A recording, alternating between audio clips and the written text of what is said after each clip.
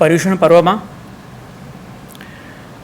આપણે જૈનાચાર્યો તો જૈન કવિઓ દ્વારા જૈન ધર્મનું એક વિશિષ્ટ પાસું એવું કલાત્મક પાસું આપણે જોઈ રહ્યા છીએ અને આ ઉપક્રમ જેમણે યોજ્યો છે તે મનીષભાઈ ઓન કોમ્યુનિકેશન.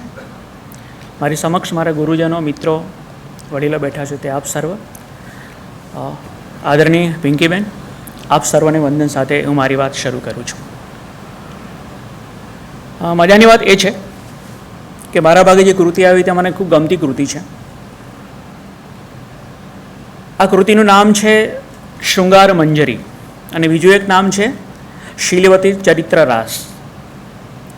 પણ મોટે ભાગે જયવંત સુરી, તો જયવંત પંડિત એમ પોતાનું નામ કહે છે, એટલે પંડિત છે આમાં આ કૃતિમાં.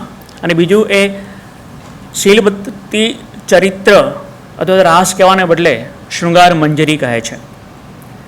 શા માટે શૃંગાર મંજરી? તો પિંકીબેને બહુ સરસ વાત કરી કે જયવંત સુરી જે છે એનું એક ચોક્કસ દૃષ્ટિબિંદુ છે. એમણે જે સાહિત્યની રચનાઓ કરી, 12 જેટલી કૃતિઓ મળે છે, એ 12 જેટલી કૃતિઓમાં એને મોટાભાગની નાયિકા કેન્દ્રિત કૃતિ આપી છે. એમાં તમે જુઓ કે સ્થુલીભદ્ર અને કોશા એ જૈન ધર્મની બહુ પ્રસિદ્ધ કથા છે. તેમ નેમિનાથ અને રાજુમતી એની કથા પણ બહુ પ્રસિદ્ધ છે. એ બંને તો લીધા જ લીધા, પણ એનું કેન્દ્ર બદલ્યું. એને શું કર્યું? સ્થુલીભદ્ર કોશા પ્રેમ વિલાસ ફાગુ એવું એક કૃતિ. તો એમાં આ કોશા અને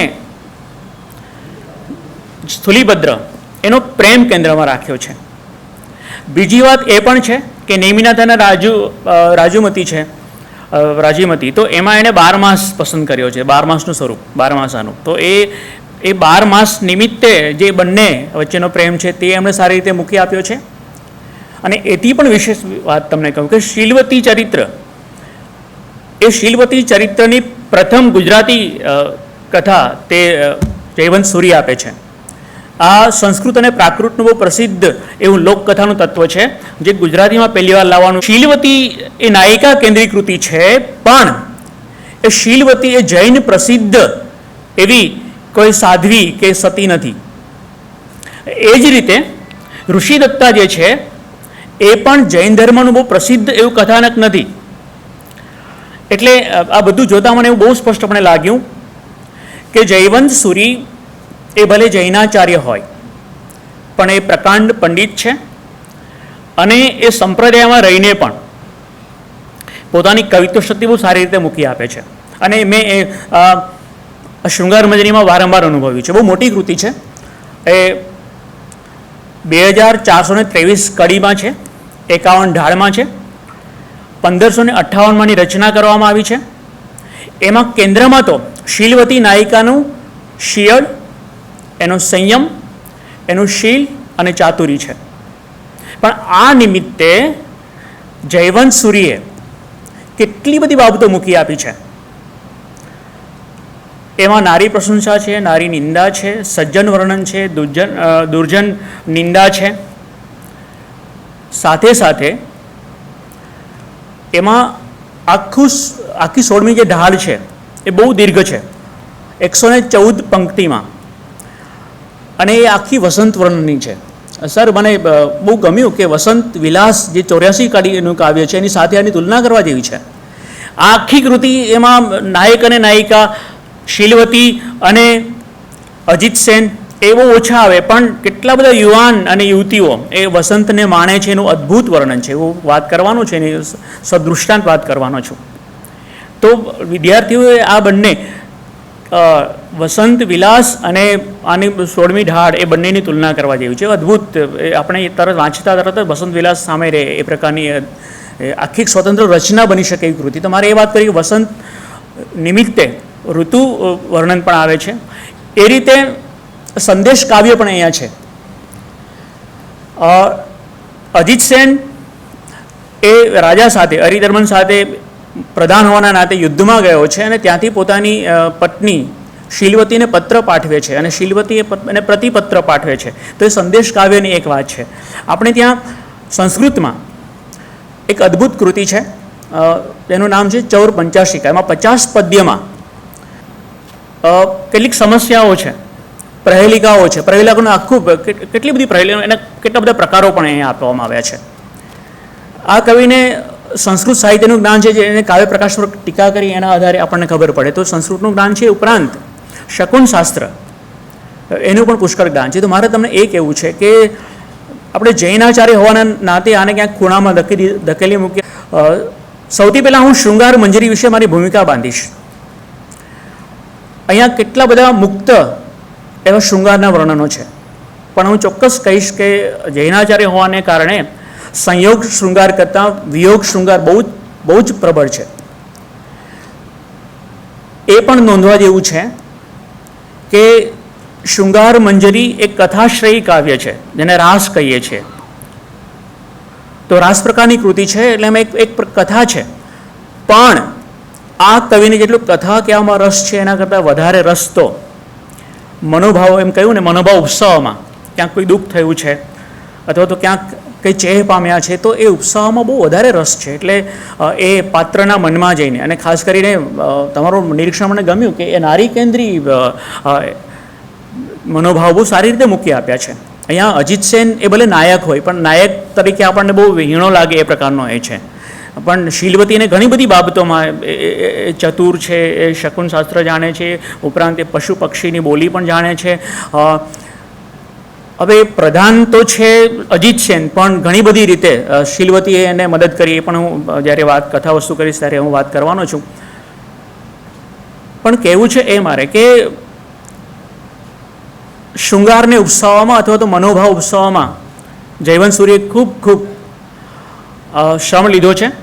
અને આપણે ઘણી વાર એમ થાય કે જો એક કથા કેવી હોય ને તો એ એક ઢાળમાં માંડ 15-20 પંક્તિમાં વાત કરે, પણ અહીંયા 16મી ઢાળ, 21મી, 22મી અને 28મી કે જેમાં મનોભાવ કે તો પ્રેમની વાત છે, એ બહુ લાંબી. જેમ કે 22મી છે તો 300 ઉપરની કડીમાં તો માત્ર એ વિરહની વાત જ ચાલે છે.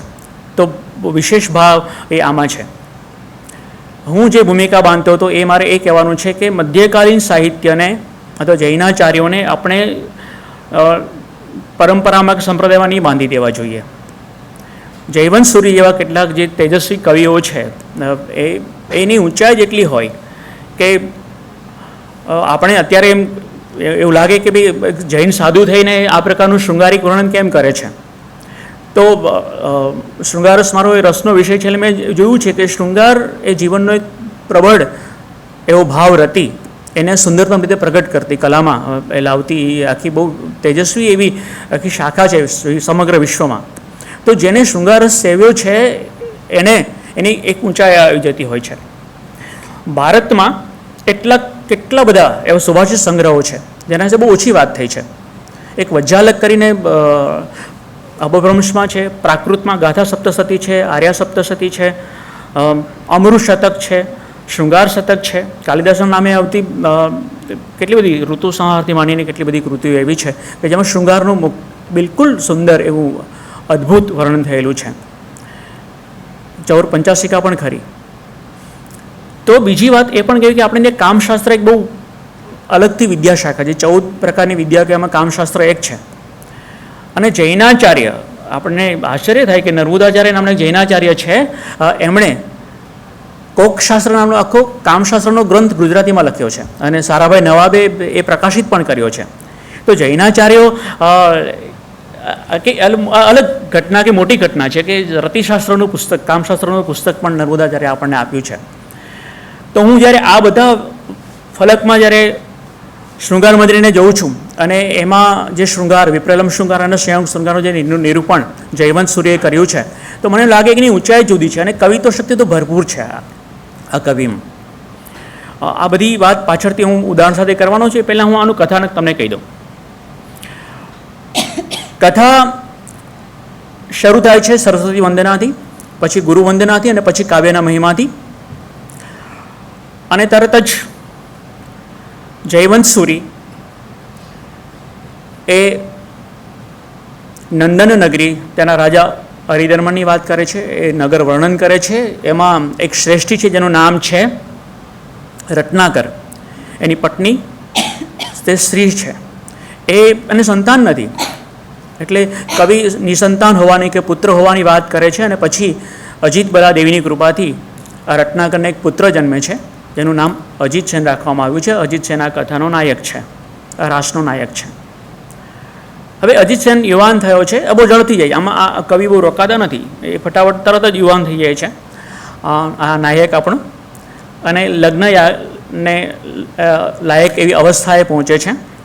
બધે આ ગુણ સંપન્ન છે એવી કન્યા મળશે કે કેમ એવી ચિંતા રત્નાકર કરે છે પોતાના પુત્ર માટે. ત્યાં એનો એક મિત્ર આવે છે અને કહે છે કે હું મયંગલા નગરીમાં ગયો હતો, ત્યાં એક શ્રેષ્ઠી સાથે મારો સંપર્ક થયો, એના ઘરે હું ગયો અને એને એક દીકરી છે, તો એને પૂછ્યું કે આ કોણ છે, તો એણે કહ્યું કે આ મારી દીકરી છે, જીનદત્ત જેનું નામ છે. અને એને કહ્યું કે આ દીકરી એટલી ગુણવતી છે કે એને સારો કોઈ યુવક મળતો નથી લગ્ન માટે. તો રત્નાકરનો જે મિત્ર આવ્યો છે આમના ઘરે અને કહે છે કે આવી મેં એક સુંદર કન્યા જોઈ છે, એનો ભાઈ મારી સાથે છે, જીનશેખર એનું નામ છે, અને આ બંનેનું એટલે કે અજીતસેન અને શીલવતીનું લગ્ન થઈ શકે તેમ છે અને એ યોગ્ય લાગે છે, એટલે અજીતસેનનું શીલવતી સાથે લગ્ન થાય છે. શીલવતી આવે છે અને બંને પતિ પત્ની સારી રીતે રહે છે, આમાં બી કંઈ રોકાતા નથી, એમ જ લગ્ન કરાવી દે છે. એટલે કે પ્રણયનું કે બંને પ્રેમી હોવાનો એવી બહુ જ અવકાશ હોવા છતાં પણ એ તરત જ કથાને આગળ ધપાવે કે એક રાતે શીલવતી સૂતી હતી અને એ પશુ અને પક્ષીની બોલી જાણે છે. તો શિયાળ એક બોલે છે અને શિયાળ એવું કહે છે હું ભૂખ્યું થયું છે. નદીમાં એક શબ તણાઈને જાય છે, એ શબ પાસે 5 રત્ન છે, એ તું રત્ન તું લઈ લે અને હું ભૂખી છું તો માટે મને શબ આપ. અડધી રાત્રિ થઈ છે, શીલવતી કોઈને ઉઠાડતી નથી, પોતે બહાદુર છે એટલે એકલી એકલી જાય છે, નદીમાંથી શબ કાઢે છે, 5 રત્ન લાવે છે અને શિયાળને પેલું શબ આપે છે અને એ ચૂપચાપ આવીને સૂઈ જાય છે કે સવારે બધાને વાત કરી રાતના ક્યાં ઉઠાડું, એટલે એ પથારીને નીચે આ 5 રત્ન મૂકીને સૂઈ જાય છે. હવે આ દરમિયાન અજીતસેન જાગી ગયો હોય છે અને એને શંકા જાય છે. આમ તો એની પત્નીને ખૂબ પ્રેમ કરે પણ કે અડધી રાતે ક્યાં ગઈ આવી શંકાસ્પદ સ્થિતિમાં.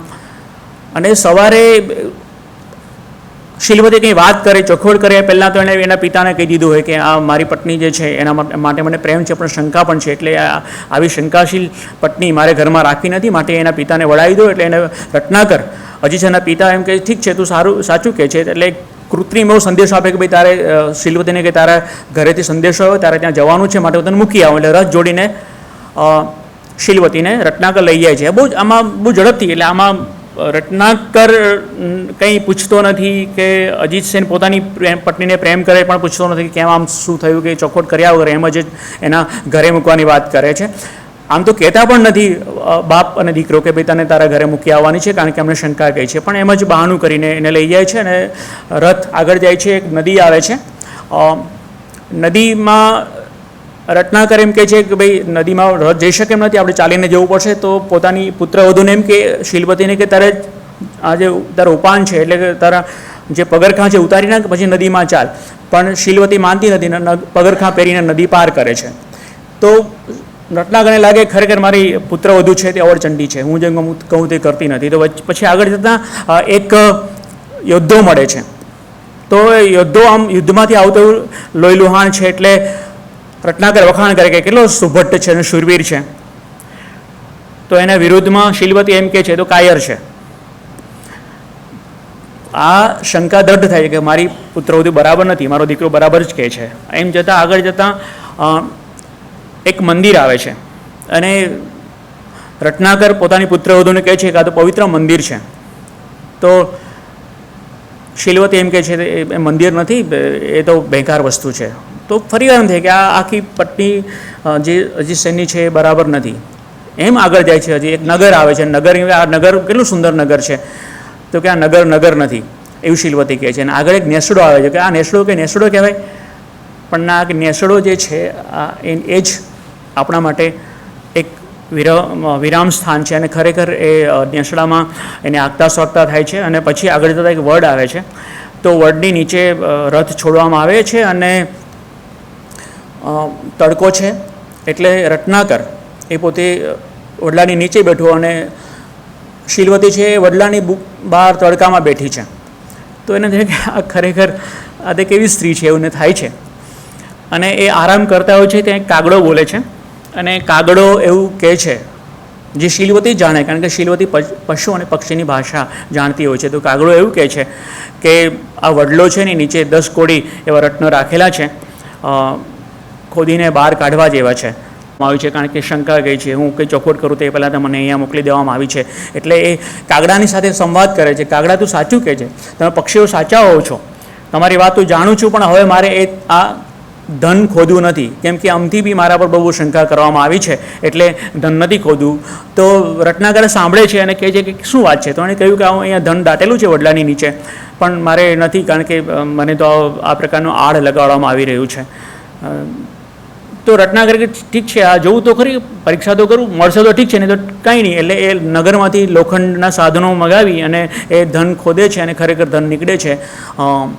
એટલે રત્નાકર થાય કે ના પુત્રો તો આમ તો સાચી છે.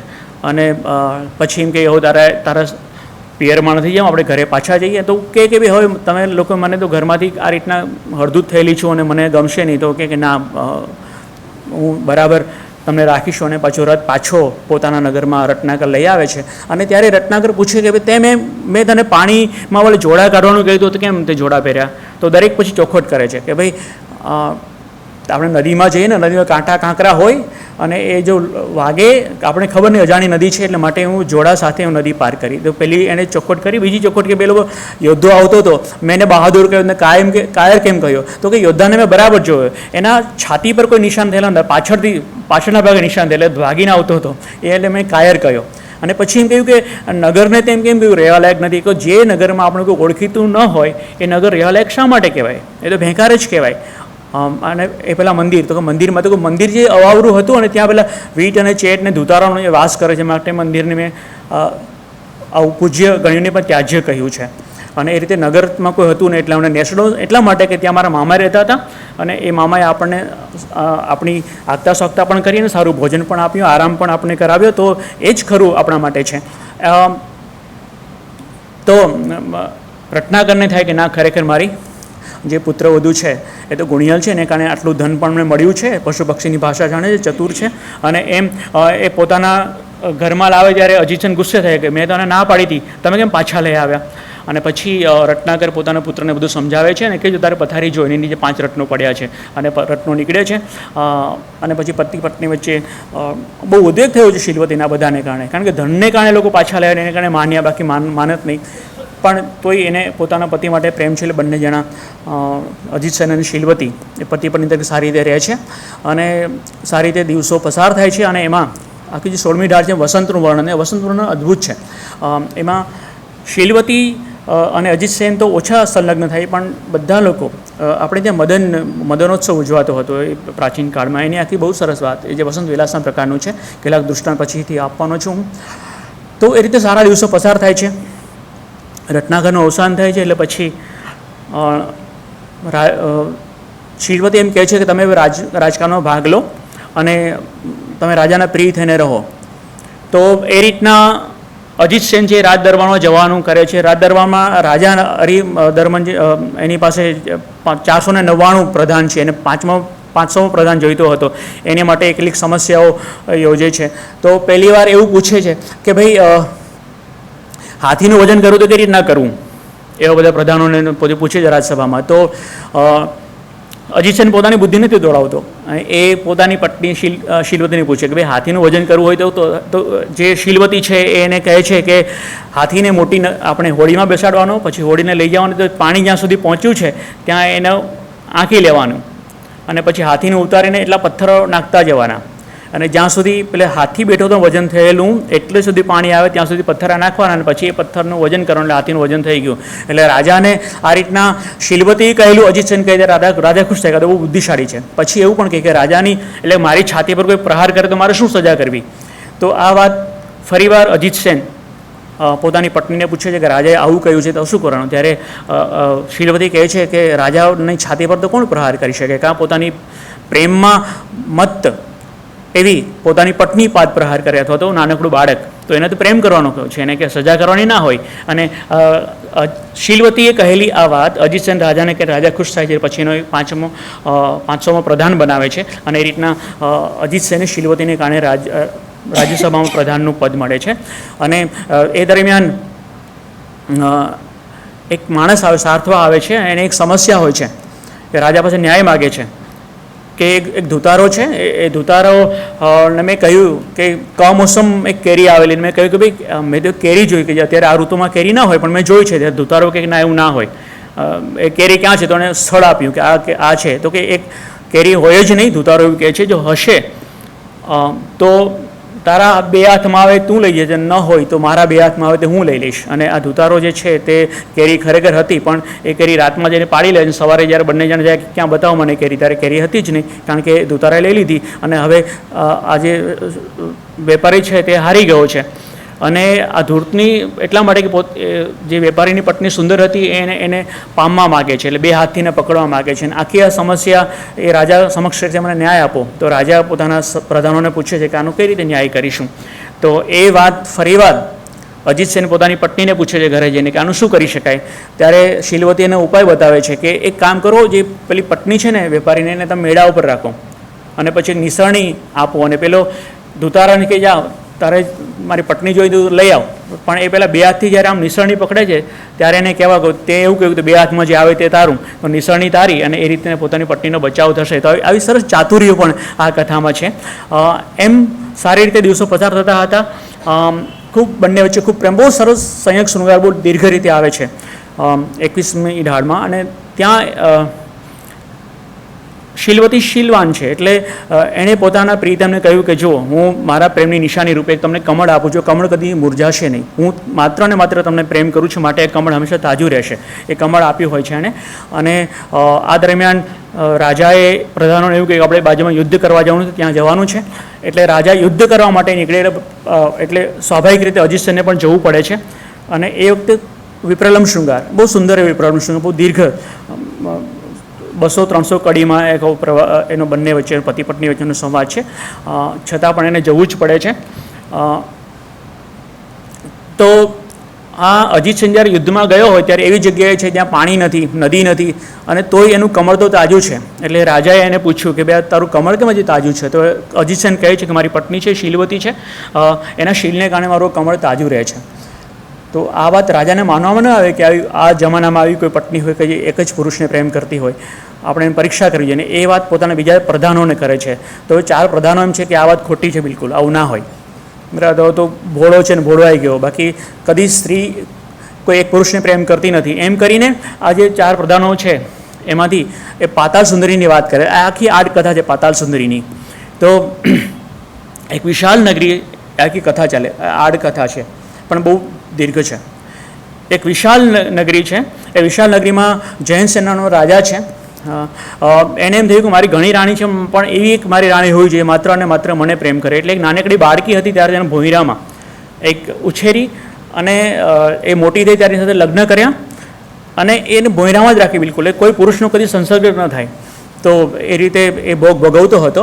હવે એ દરમિયાન એક મણિદ્વીપનો સાર્થવા વેપારી આવે છે, એનું નામ છે અનંગદેવ. એ અનંગદેવ આવે છે અને કામપતાકાને પૂછે કે આ તમારો રાજા છે કે રાજકારણમાં ધ્યાન નથી આપતો. કામપતાકે ગણિકા છે એને, એમ આવું કેમ બને છે? તો કામપતાકા એમ કહે છે કે ભાઈ મેં સાંભળ્યું, જોયું નથી પણ સાંભળ્યું છે કે આ રાજા છે એની કોઈ ગુપ્ત પ્રેમિકા છે અને એની સાથે રહે છે. તો અનંગદેવને રસ પડે કે આવું તે વળી શું છે. તો એણે તપાસ કરી તો એને ખબર પડી કે આવી વાતો ચાલે છે નોકરોમાં કે આવી એક પાતાળ સુંદરી, એટલે એનું નામ પાતાળ સુંદરી, જે બિલકુલ ભોંયરા નીચે એક મહેલ છે ને ત્યાં માત્ર અને માત્ર રાજા મળે છે, બીજું કોઈને મળતું નથી. તો અને વાત કન્ફર્મ થાય છે. તો અનંગદેવને રસ પડે કે આ તો વળી શું છે. તો એક ભોંયરું ખોદાય અંદર, અને જે પાતાળ સુંદરીનું ઘર હોય ત્યાં સુધી એ ભોંયરું એ લઈ જાય છે અને બંને મળે છે. તો પાતાળ સુંદરી જે રાજાની રાણી છે એને કદી પુરુષને બીજે જોયો જ નથી રાજા સિવાય. તો એ બંને વચ્ચે પ્રેમ થાય છે, અને એનું બહુ સુંદર સંયોગ શૃંગારનું અને અરસપરસની તડપનું બહુ અદ્ભુત વર્ણન થયેલું છે.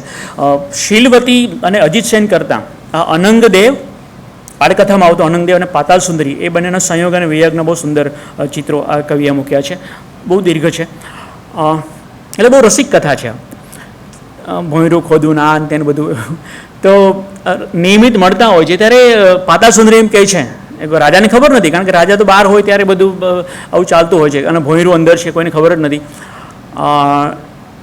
પાતાળ સુંદરી એમ કહે છે, મારે તો હું અહીંયા જ મોટી થઈ છું, મને ખબર નથી દુનિયા કે મારે તમારા ઘરે આવવું છે. પેલો આનાકાની કરે તો બહુ કહે કે તમે તો એટલે ઉપાલંબ આવે કે તમે યાર પુરુષ છો કે શું છો, ને એમ કરીને પેલો લઈ આવે પોતાને ત્યાં. પછી એવું કહે છે કે મારે હવે તમારા રાજાને ત્યાં જમવા બોલાવો ને હું એને પીરસું. આવી તો એટલે એ થોડી બહાદુર છે પાતાળ સુંદરી. એટલે રાજા જમવા આવે છે અનંગદેવને ત્યાં, એને ખબર કે તો મારી રાણી જેવી લાગે છે. એને શંકા છે, અને પણ છતાં એમ કે એ તો ભોંયરામાં છે, તો ક્યારેક મળતી નથી, અને ભોંયરામાં ઉપર લોક મારીને આવું છું તો કઈ રીતે અહીંયા હોઈ શકે. તો એને પણ છતાં ડાઉટ તો છે કે અમારી પત્ની જેવી લાગે છે. અને શું કરે કે એ પોતાના પાણીના છાંટા એના પર કપડા પર નાખી દે છે, અને હવે એમને જોઈશ કે કપડા પર છાંટા મળશે ને તો મને ખબર પડશે કે મારી પત્ની છે. હવે પાતાળ સુંદરીને ખબર પડે છે, રાજા તો નીચે પહોંચે પહેલાં તો પહોંચી ગઈ ભોંયરા દ્વારા, અને કપડાં બદલી નાખ્યા. એટલે રાજાને થાય કે ના, આ વાત ખોટી છે, આ તો ખરેખર અનંગદેવની પત્ની છે, પણ પાતાળ સુંદરી નથી. પણ પાતાળ સુંદરી મને મળતા હોય, પણ પાતાળ સુંદરી પહેલી વાર જગત જોયું બહાર, અને એમ થાય કે યાર મારો પતિ મને ભોંયરામાં રાખે છે, અને બહાર તો કેટલી અદ્ભુત દુનિયા છે, તો ગમે તેમ મજા કરે છે. તો એવું અનંગદેવને કે મને બહાર કાઢો. એટલે અનંગદેવ પહેલાં ના પડે, પછી રાજા સામે ક્યાં પડવું, એની પત્ની છે, રાણી છે, પણ માની જાય છે. અને રાજા એનો ખાસ મિત્ર છે. આ બંનેની મિત્રતાની પણ બહુ સરસ વાત છે. રાજા તો ભોળો છે, એને ખબર નથી, પણ સાર્થો આ લુચ્ચો છે. એક બાજુ મિત્રતાની વાત કરે, એની સાથે એની પત્ની સાથે સંબંધો છે. તો એના મૈત્રીને બહુ લાંબુ દીર્ઘ એવું વર્ણન છે, મિત્રતા શું છે તે બહુ સરસ વહેલાવે છે કથાને. સમય ઓછો એટલે બહુ હું ઝડપથી જાઉં છું. તો રાજા તેને વહાણમાં મૂકવા જાય છે, અને વહાણ નીકળી જાય પછી ખબર પડે કે તમારી પત્નીને લઈ ગયો. એટલે પાતાળ સુંદરીને બંને વહાણમાં જતા હોય છે, ત્યારે આ વહાણ ઉપર અનંગદેવ એનો ભાઈ સુકંઠ પણ છે. સુકંઠ સુંદર છે, અને પાતાળ સુંદરી એમાં મોહિત થાય છે, કારણ કે એના માટે આખી દુનિયા નવી છે. એટલે એક અનંગદેવ એ કુદરતી હાજતે વહાણ પર બેઠો હોય ત્યારે ધક્કો મારીને પાણીમાં નાખી દે છે પાતાળ સુંદરીને. અને એવું નાટક એવું કરે છે, મારે પણ મારા પતિદેવને પાછળ પાણીમાં જવું છે, ને આમ ને તેમ ને. સુકંઠને એને બધા લોકો આવું ના કરાય. અને એમ સુકંઠ એટલે અનંગદેવનો ભાઈ અને પાતાળ સુંદરી બંને પ્રેમમાં છે. સુકંઠ જાણે છે કે આ જે રાજાની ન થઈ તે મારી શું થવાની, તેની સાથે ભોગ ભોગવે છે, પણ મનમાં તો આ છે. હવે બીજી બાજુ શું થઈ, જે પાણીમાં પડી ગયો છે એવો અનંગદેવ, બધા લોકો માને ડૂબી ગયો, પણ એના હાથમાં એક પાટિયું આવી જેને સિંહલદ્વીપ પહોંચી જાય, ત્યાં એને બધા સંસાર અસાર છે એવી એની પ્રતીતિ થાય છે, અને એ સાધુતા સ્વીકારી લે છે. વહાણ પણ સિંહલદ્વીપ જાય છે, અને ત્યાં સુકંઠ અને અનંગદેવ બંને ભાઈઓ મળે છે, અને આખી વાત નીકળે તો એ સુકંઠને પણ થાય કે અરે સ્ત્રીને કારણે આવું બધું થયું છે. એટલે એ પણ સાધુ થઈ જાય છે. અને જે આ પાતાળ સુંદરી છે તે એક બહુ મોટી ગણિકા થઈને બીજા દેશમાં વિહાર કરે. તો આ જે વાત જે છે તે રાજાના પ્રધાનો રાજાને એમ કહે છે, અને કહે છે અજીતસેન ખોટો છે.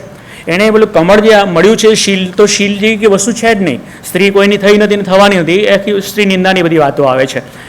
તો રાજા કહે ચલો આપણે તમે લોકો 4 જણા જાઓ અને તપાસ કરો કે આ શું છે. તો પ્રધાનો લંપટ છે, તો મજા પડી ગઈ કે ચાલો આપણને તો સારું છે. એટલે એ 4 પ્રધાનો પોતાની નગરી એ જે નંદન નગરી ત્યાં આવે છે, અને શીલવતીને શીલ ખંડિત કરવા માટે પ્રયાસ કરે. એના માટે દૂતી, તો દૂતીના જે પ્રકારો છે અલગ અલગ, કોણ દૂતી હોઈ શકે, તો એ કામશાસ્ત્રમાં દૂતીના અને આપણે કાવ્યશાસ્ત્રમાં એની પણ આ કવિ વિગતે વાત કરે છે. અને એ દૂતીઓને અલગ અલગ મોકલે છે શીલવતી પાસે. શીલવતીને ખબર પડી જાય છે, કારણ કે ચતુર છે, કે આ રાજાએ મારી શીલની પરીક્ષા કરવા માટે આ બધું આખું કાવતરું ગોઠવ્યું છે. શી નોઝ વેરી વેલ. તો એ પહેલાં તો ના પાડે કે હું કે પરપુરુષને આમ તેમ, પણ છતાં કે આ કેવું ટાળવાનું ટળતું નથી. પણ આ છે ને લોક કથાનકોમાંથી મોટિવ જેને એ બધું છે, આવું બધું આપણે જે લોકકથામાં ઘણું બધું છે. તો આવું જે ચતુર સ્ત્રી છે એ આવા જે લંપટ પુરુષોને ફસાવતી હોય છે એનું એક ચોકટું ગોઠવે. શું કરે છે કે હા મને આમ તો બહુ રસ નથી આમ એવું ભૂમિકા બાંધીને કે, પણ 1 લાખ રૂપિયા જો મને પ્રદાન આપે, દૂતીને એવું કહે છે, તો 5 દિવસ પછી આટલા પહોરે મને મળવા આવે. તેમ 4 જે પેલા પ્રધાનોને અલગ અલગ સમયે બોલાવે છે દૂતી દ્વારા. અને મીનવાઇલ 5-6 દિવસમાં શું એક મોટો ખાડો પોતાના ઘરમાં રાખે છે, અને એ ખાડા ઉપર એક વાણ વગરનો ખાટલો રાખે છે. એટલે પહેલા પહોરે પહેલો પ્રધાન આવ્યો તો એને ત્યાં બેસાડ્યો ને એ ખાડામાં પડી ગયો. બીજા પ્રહરે બીજો પ્રધાન આવ્યો, એને પેલો વાણ વગરનો જે ખાટલો છે પલંગ એના પર બેસાડ્યો, એ બી પડી ગયો. નીચે ખાડો ભોંયરું કરેલું છે એમાં, અને બહાર આવી શકાય એવું નથી. તો હવે 4 પ્રધાનો એક રાતમાં એને ખાડામાં પૂર્યા. અને પછી એ ઉપરથી એક દોરડા દ્વારા બધાને ભોજન પહોંચાડે, જમી શકે. એટલે પ્રધાનો લાંબો સમય આવો થયો છે. તો એને એવું થાય છે કે આપણે ખોટું કર્યું, કારણ કે આપણો તો પ્રધાન છે અને પછી એને બધું જ્ઞાન થાય છે પણ એને બહાર કાઢતી નથી. એ બધા બહુ દુબળા પતલા થઈ ગયા અને બધું, કારણ કે એની દશા કે પ્રધાન સીધા ખાડામાં, અને આ રીતના પેલા ચતુરાઈને કારણે પછી સંદેશ કાવ્ય આવે છે. એને શીલવતીને એના પતિ સાંભળે અને પછી ત્યાં એનો પતિનો પત્ર આવે ને, બહુ સુંદર એ સંદેશ. પત્રમાં પણ બહુ અદ્ભુત પત્ર છે. આપણે જે પરંપરાએ લખીએ પ્રકારના પત્ર છે, એમાં પ્રેમની વાત છે આખી. અને એમ ત્યાં રાજા એ જીતીને પાછો આવે છે. પાછો આવે એટલે શીલવતી બધી વાત કરે કે આ રીતના પ્રધાનો મને ચલિત કરવા આવેલા અને બધાને મેં ભોયરામાં આ રીતના પૂર્યા છે. અને એમ કહ્યું કે તમે રાજાને જમવા માટે બોલાવો. એટલે અજીત સેન પોતાને જ્યાં રાજાને જમવા માટે બોલાવે છે અને રાજા તપાસ કરે કે આપણે બધા જઈએ તો આ લોકો બનાવે છે શું. આ એક યુક્તિ છે એક પ્રકારની. તો રાજુલમતી એ છુપી રીતે રસોઈ બનાવી છે, એને જે ગુપ્તચરોને ખબર નથી, કંઈ બનાવતી નથી. આ એક કવિની યુક્તિ છે. અને આ જે 4 જે પેલા પ્રધાનો છે એને યક્ષ તરીકે એને જાહેર કરવા છે. તો આ યક્ષ પાસે એવી શક્તિ છે કે એ બધું ગુપ્તપણે ભોજન કરાવી શકે એવું બતાવવું છે. માટે એ છુપી રીતે ભોજન તૈયાર કરે છે. રાજા આવે છે અને પેલા 4 યક્ષ નથી, પ્રધાનો છે. પણ શીલવતીને એવું કે હું તમને તો જ બહાર કાઢી, હું તમને કહું તેમ કરો તો. પેલા પ્રધાનો માનીએ કે બહાર જઈએ ને જે બી થતું થાય, ખોટા ખાડામાંથી બહાર આવીએ, એટલે એ માની જાય છે. અને યક્ષ રૂપે ચંદન લગાવીને, કારણ કે બીજી આપણે યક્ષને વિદ્યાધર અને ગંધર્વ જાણીએ છીએ કે એ અર્ધદેવી જાતિના જે લોકો છે તેવા જાણે થઈ ગયા છે. એટલે એ પીરસવામાં આવે અને રાજાને એમ થાય કે આવા કોણ છે. તો કે શીલવતી કા યક્ષ છે અને આ રસોઈ હું જેમ કહું તે બધી રસોઈ કરી આપે છે. તો રાજા કે આવો તો મને જોઈએ. તો કે ઠીક છે, અમે આપી દઈશું તમને. એટલે એ લાકડાની પેટીમાં આ જે 4 પ્રધાનો જેને યક્ષ તરીકે શીલવતી ગણાવે છે એને ત્યાં મોકલે છે રાજાને ત્યાં. અને પ્રધાનો શરમાઈ જાય છે, કારણ કે રાજાને ખબર હોય કે પેલા ગયા તે ગયા, ક્યાં ગયા શું ખબર નથી, કારણ કે ખાડામાં ગયા તો કોણ મેસેજ આપે એને, એ તો શોધમાં હતો. એટલે પછી એને ઓળખાણ થાય કે આ તમારા પ્રધાનો છે. અને પ્રધાનો જે છે તે વાત કરે છે કે ખરેખર તો મને શીલવતીએ અમને ખાડામાં પૂર્યા, એનો શિરભંગ કરવામાં ગયા તો યુક્તિથી. અને એ રીતે જે રાજા છે એને પ્રતીતિ થાય છે કે ખરેખર શીલ જેવું કંઈક હોય છે અને આ શીલવતી ખરેખર શીલવતી નારી છે, આવી પ્રતીતિ થાય છે. પછી એક ધર્મઘોષ નામના એક સાધુ આવે છે, એની પાસે રાજા તે પ્રવજ્યા લે છે. છેલ્લે જૈન કથામાં ઉપશમ આવતો હોય છેલ્લે. આમાં તમે આખી કથામાં તમે જો આ છેલ્લો ભાગ કાઢી નાખો ને 2-3, તો તમને ખબર ન પડે જૈન સાધુએ લખેલી કથા છે. એટલી સારી રીતે, અને કવિતો તો ભરપૂર છે, પણ રોમાંચક પણ એટલી બધી છે, એટલા બધા અદ્ભુત પ્રસંગો બને છે અને કથા તો પણ અદ્ભુત. તમે જો કેટલી સરસ આમ લાગે, એકમાંથી બીજું, બીજામાં ત્રીજું થયા કરે. અને અવાંતર કથા જે આવે છે પાતાળ સુંદરીને એ પણ અદ્ભુત છે. તો છેલ્લે ધર્મઘોષ અને એ ઉપદેશ આપે છે. ત્યારે અજીત સેન અને શીલવતી પણ ગયા હોય છે અને પછી કહે છે કે અમે ગયા હોવામાં શું હતા. ત્યારે ધર્મઘોષ કહે છે કે એક પુષ્પનગરી હતી, ત્યાં સુયશા અને સુલજ એવા જે સારથવા છે એના તમે દાસ અને દાસી એવા દુર્ગ અને દુર્ગા હતા. તમે જ્ઞાનપંચમીની પૂજા કરી અને વ્રત લીધું માટે તમે ધર્મલોકમાં ગયા ને ત્યાંથી તમે અજીત સેન અને શીલવતી બને થયા. તો આ રીતના આ કથા અહીંયા પૂરી થાય છે. તો આ કથા તત્વ મેં તમને કહ્યું. આખી કથામાં ઘણી બધી વસ્તુઓ એટલે અદ્ભુત છે. કવિત્વ શક્તિ મને બહુ જ ગમે છે. એની થોડીક વાત હું કરીશ, કારણ કે સમય ઘણો ગયો છે. આ કૃતિમાં છેલ્લે સામાન્ય રીતે મધ્યકાળની જે કૃતિઓ છે એમાં રચનાકાર પોતાની જૈન સાધુ એટલે પોતાની ગુરુ પરંપરા વિશેની વાત કરે, પોતાનું નામ આપે. એ રીતે સંવંત 1614 આસો સુધી ગુરુ બીજ કીધી શૃંગાર મંજરી જયવંત પંડિત હેજી. એ આ છેલ્લે એને કહેલું. એટલે મારે એમ તમને કહ્યું, જયવંત એ પંડિત છે, એટલે એક માન્યતા એવી પણ છે કે કદાચ એ બ્રાહ્મણ હોઈ શકે અને પછી જૈન ધર્મ એને સ્વીકાર્ય હોય. અને એ શૃંગારશાસ્ત્રનો, કામશાસ્ત્રનો, શુકનશાસ્ત્રનો એનો જ્ઞાતા છે, કાવ્યશાસ્ત્રનો જ્ઞાતા છે. અને એ આપણે બારોબાર બધી રચનામાં દે. માત્ર આ શૃંગાર મંજરી એની ઉત્તમ કૃતિ કહેવામાં આવે છે, પણ સાથે સાથે ઋષિદત્તા રાસ જે છે તે, અથવા તો સુલીભદ્ર કોશા એ પ્રેમ વિલાસ ફાગુ એ પણ એની ઉત્તમ કૃતિઓમાં આવી શકે. આખી શૃંગારમંજની શરૂઆત સરસ્વતી વંદનાથી થાય છે. સરસ્વતીની વંદના જ્યારે કરે ને એમાં મયન એટલે કામદેવની પણ વાત કરે છે, અને જુદા પ્રકારની એક સાધુ આ રીતના કૃતિની શરૂઆત સરસ્વતીની વંદનાથી કરે, અને એ પણ થોડીક જુદી છે, આઉટ ઓફ બીટ. ચંદ્રવદની ચંપકવની ચાલંતી ગજગતિ શૃંગારિક વર્ણન સરસ્વતીનું છે.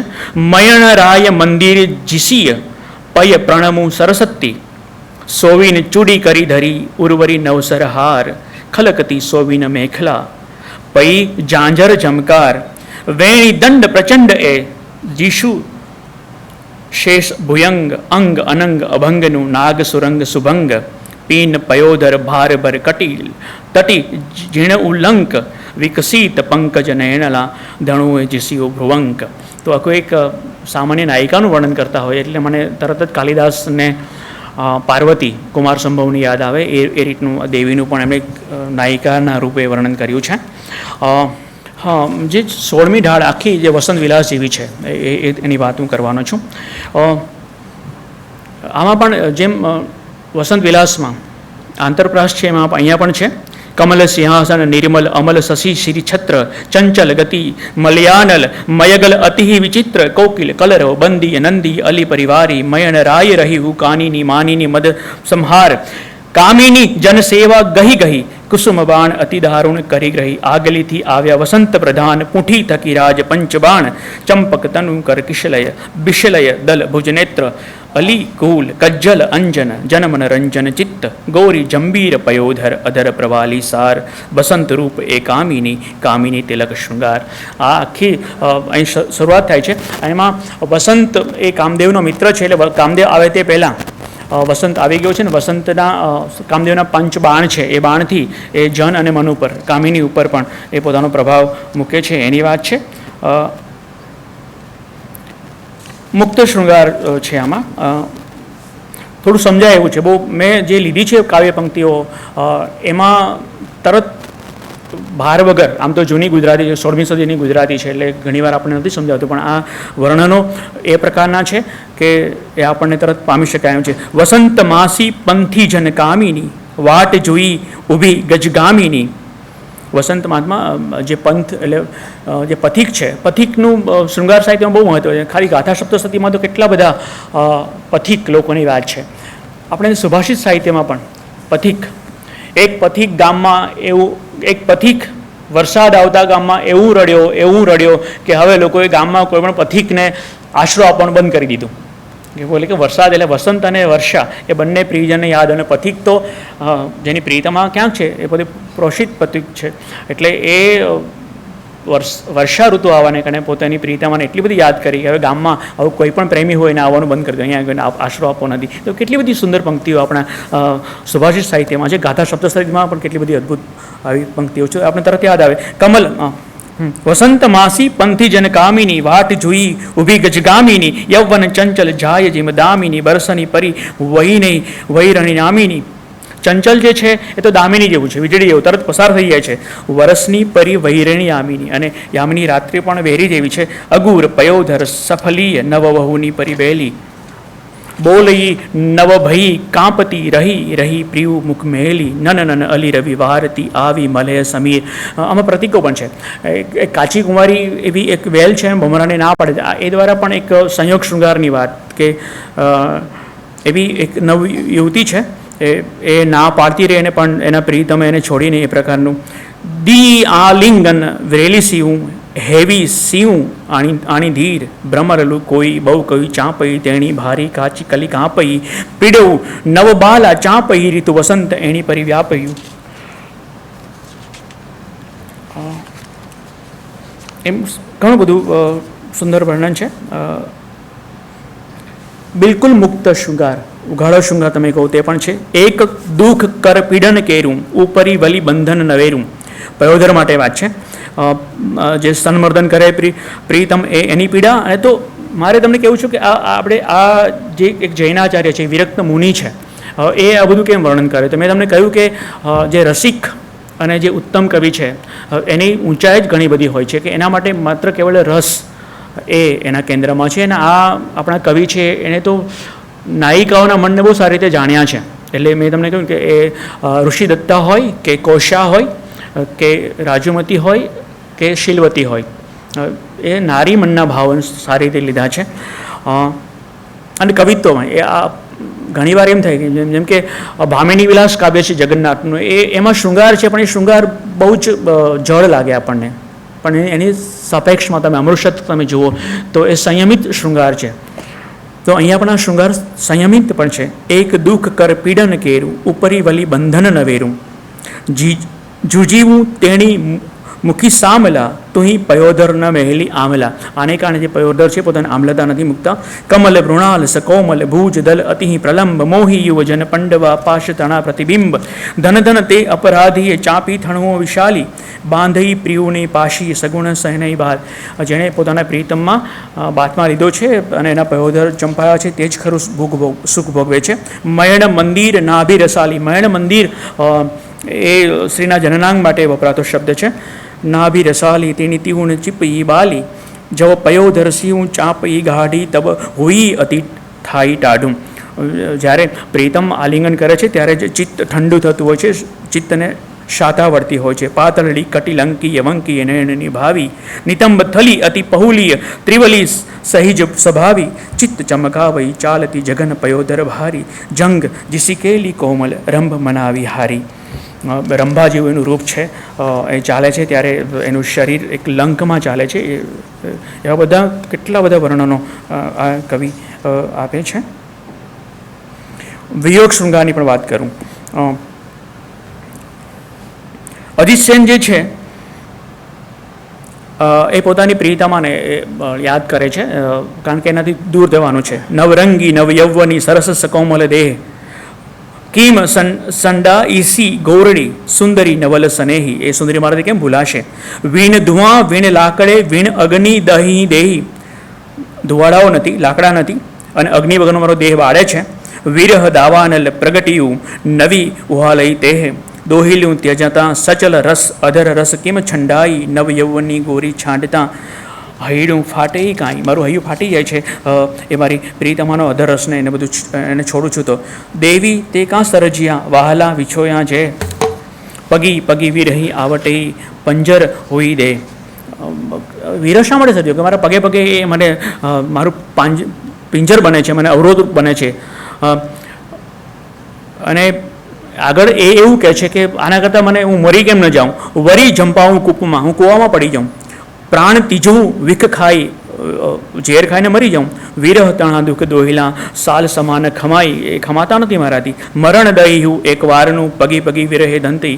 મરણ તો એકવાર મળે છે પણ વિરહ તો વારંવાર આપણા પગમાં અટવાયા કરે છે અને વચ્ચે આગા કરે છે. વિરહ વિયોગા માણસા હૈ હૈ પ્રણ તજંતી. આના કરતાં તો પ્રાણ ત્યજો સારો છે. અને સામે શીલવતી પણ કહે છે, સરસ કે ચાલણ હારા ચાલસઈ જાસઈ નવ નવ ગામ. જે લોકો ચાલી ગયા તો ચાલી ગયા, નવા નવા ગામે જશે, પણ દુઃખ દેખણ હારા એકલા રહી સહી સુને લઈ ઠામો. અમે જે લોકો દુઃખ પામનારા તો અહીંયા જ રહ્યા છે, અમે ક્યાં જઈશું, રાઈટ. અને આગળ સરસ કે હું સીન સરજી પંખીણી જે ભમતી પ્રિયુ પાસી. હું પંખી કેમ નથી મારા પ્રિયતમની પાસે રહું. ભૂખ તરસ વરી વેઠતી નયણા તણી એવી માસી, ઊન સરજી વાલુકા જે પ્રિયુ ચંપઈ પાઈ. હું રહેતી કેમ નથી મારા પગના પ્રિયતમના પગ નીચે હું આવું. પણી કાં સરજી વિરહિણી પ્રિયુ નવી દેખું માઈ. પણ હું તો વિરહિણી છું, મારા પ્રિયતમને જોઈ શકતી નથી. રે શશિયર તું બીજ ઈ દીની મોહી નહીં કલામાં થેલ ભેલી, ઈણી મિસી પ્રિયુ સામું જોઈ વિરહ વિછોલિયા મેલી. હે બીજના ચંદ્ર મને તો તારામાં ભેળવી લે, તારા જોવાના બાને મારો પ્રીતમ મને જોશે. તો એવું કાવ્યાત્મક ઘણી બધી પંક્તિઓ છે. ખરેખર સુખી એ લોકો છે તે સુખિયા નિશ્ચંત્રે મુખી સુખી સુઈ સોઈ, મન વચને કાયા કરી જીવન વાલું કોઈ. ખરેખર એ લોકો સુખી છે જેના કોઈ પ્રીતમ નથી. અમે તો પ્રેમીઓ છે તો અમને તો વારંવાર આ પ્રકારની આફત આવી પડે છે. નિશાસુ ઉજાગરું આરતી અરતી અભૂખ. નિશાસો નાખીએ, ઉજાગરાઓ છે, આરત છે, અરતિ, બધામાંથી રસ ઉડી જાય છે. અભૂખ, ભૂખ નથી લાગતી. પ્રેમ રાય પરિવારે, આ બધા પ્રેમના પરિવારો છે. વીણ રોગઈ જે દુઃખ, જે મને રોગ વગર દુઃખો આપે છે. ઓકે, એક છેલ્લી વાત તમને કહું કે આ કવિના છંદ પણ એવા ચોપાઈ છે, દુહા છે, એમાં તો વાત કરે, પણ એના અલંકાર પણ અદ્ભુત છે. જેમ કે વર્ણસગાઈ, એમાં શૃંગાર પણ છે. પાતાળ સુંદરી માટે કવિ કેટલું સરસ વર્ણસગાઈ વાપરે છે.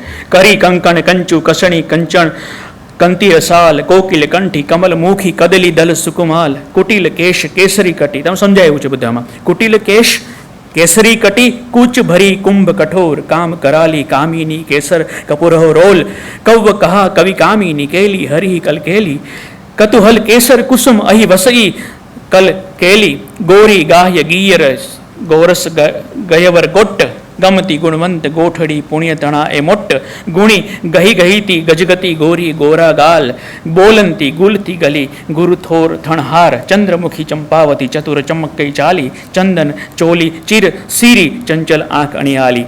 ચંદ્રમુખી છે, ચંપાવતી ચંપાના રંગ જેવી છે, ચતુર છે, ચમકતી ચાલે છે, ચંદન ચોલી અને ચીર શીરી ઉપર શેર માથા ઉપર છે, ચંચલ આંખ અણિયાલી, અને આંખ ચંચળ છે અને અણિયાલી છે. તો આ પ્રકારના સુંદર કવિતા પણ આ રચનામાં છે. તો સંયોગ શૃંગાર, વિયોગ શૃંગાર સાથેનું તમને એમ લાગે કે કવિએ જાણે પોતાની કવિત્વ શક્તિ, મેં તમને કહ્યું ઘણીવાર કથા તો બહુ ટૂંકી હોય, પણ એક કથા નિમિત્તે જે કંઈ ભાવ દૃઢ કરવાના છે, મનોભાવો જે રીતના વ્યક્ત કરવાના છે, વિરહની વેદના હોય તો તે, પ્રેમ ભાવ જાગ્યો હોય તો તે, તો એક આ બધી રચનાઓમાં એ પણ જોયું કે આની પ્રેમ વિભાવના બહુ ઉચ્ચ પ્રકારની છે. આ કવિની પ્રેમ કેવો હોય એની એક સુંદર આવલી આપે છે. પ્રેમ આવો હોય, આવો હોય, આવો સંબંધ કેવા હોય. તો એક સ્વતંત્ર અભ્યાસ, બહુ મોટી, મેં કહ્યું મોટી કૃતિ. આમાં કેટલા બધા સુભાષિતો તમે તારવી શકો, અદ્ભુત સુભાષિત. મેં બધા બહાર મેં લીધા નથી બધા, પણ ઢગલાબંધ સુભાષિતો છે. કોઈ એક સ્થિતિ આવે એની સાથે સુભાષિત આવે, અન્યોક્તિઓ આવે. અંત્યાનુપ્રાસમાં અદ્ભુત, અને સંગીતનું બહુ જ જ્ઞાન છે. દેશીઓ લીધી છે, અલગ અલગ રાગમાં એક એક ઢાળ છે એ વહે છે. તો હું એમ કહીશ કે આ કવિને આપણે જેટલો ન્યાય મળવો જોઈએ મળ્યો નથી, અને આપણે જૈન કવિ હોવાને કારણે અથવા તો જે બહુ પ્રસિદ્ધ કૃતિ નથી એમ કરીને બાજુ પર રાખી દે, પણ હું બહુ સ્પષ્ટપણે માનું છું કે વસંત વિલાસની સમકક્ષ બેસી શકે એવું આ એક માત્ર એક 16 મીરા રાખી એવી છે. આ રીતના શૃંગારમાં પણ સંયોગ શૃંગાર અને વિયોગ શૃંગારના પદ્યો એ જોવા જેવા છે, જે આપણી સમગ્ર પ્રાકૃત અને અપભ્રંશ પરંપરાને લાવીને મૂકે છે. તો આ નિમિત્તે આસ્વાદમૂલક, મેં વિવેચનાત્મક વાત નથી કરી, આસ્વાદમૂલક વાત કરી છે. અને એક પર્યુષણ નિમિત્તે આપણે હવે જૈનાચાર્યની ઉત્તમ કૃતિને તમારી સામે મૂકવાનો મને મોકો મળ્યો, તો એ માટે હું મનીષભાઈનો અને આપ સૌનો પણ આભાર માનું છું. કંઈક પ્રાપ્ત થયું આપને તો એ મારી ખુશી છે. Thank you very much. Thank you. બંને વક્તાઓના વક્તવ્યથી કંઈ આપણને વિશેષ પ્રાપ્તિ થઈ હોય તો બંને વક્તાઓનું ખૂબ તાળીથી આપણે અભિવાદન કરીશું. બંને વક્તાઓનો આભાર, એમને વંદન. આપ સૌ સમય ખર્ચીને આવ્યા એ માટે આપનો આભાર. આ કાર્યક્રમની જાણ જે કંઈ ગુજરાતી અંગ્રેજી અખબારો લીધી એ તમામ અખબારોના તંત્રશ્રી, રિપોર્ટરશ્રી, ફોટોગ્રાફરશ્રીનો આભાર. જેમને નિમંત્રણકાળ કુરિયરથી ના મળતા હોય તો તેઓ બહાર પોતાનો વોટ્સઅપ નંબર લખાવી શકે છે. એ માધ્યમ દ્વારા અમે આગામી જે કંઈ કાર્યક્રમનું થશે એની જાણ કરીશું. આમ તો ઓમ કોમ્યુનિકેશન દ્વારા દર મહિને 2 થી 3 સાહિત્યિક વ્યાખ્યાનોનું આયોજન થતું હોય છે. આપણે ક્યારેય આર્થિક સહાય માટે દાનની અપીલ કરતા હોતા નથી, પરંતુ આવા 5 દિવસ સળંગ ચાલનારા કાર્યક્રમો માટે ઘણો બધો ખર્ચ થતો હોય છે. સંસ્થાની આર્થિક સ્થાયી એવી ભંડોળ ના હોવાથી અમે આપ સમક્ષ આર્થિક સહયોગની દાનની અપીલ કરીએ છીએ, જેને ન્યાય આપવા નમ્ર વિનંતી. એક ગ્રુપ ફોટો પડાયા પછી કાર્યક્રમ પૂર્ણ જાહેર થશે. માન્ય શ્રી ગૌરવભાઈને વિનંતી કે મંચ ઉપર આવે. બહાર ચા કોફીની વ્યવસ્થા છે, એને ન્યાય આપશો.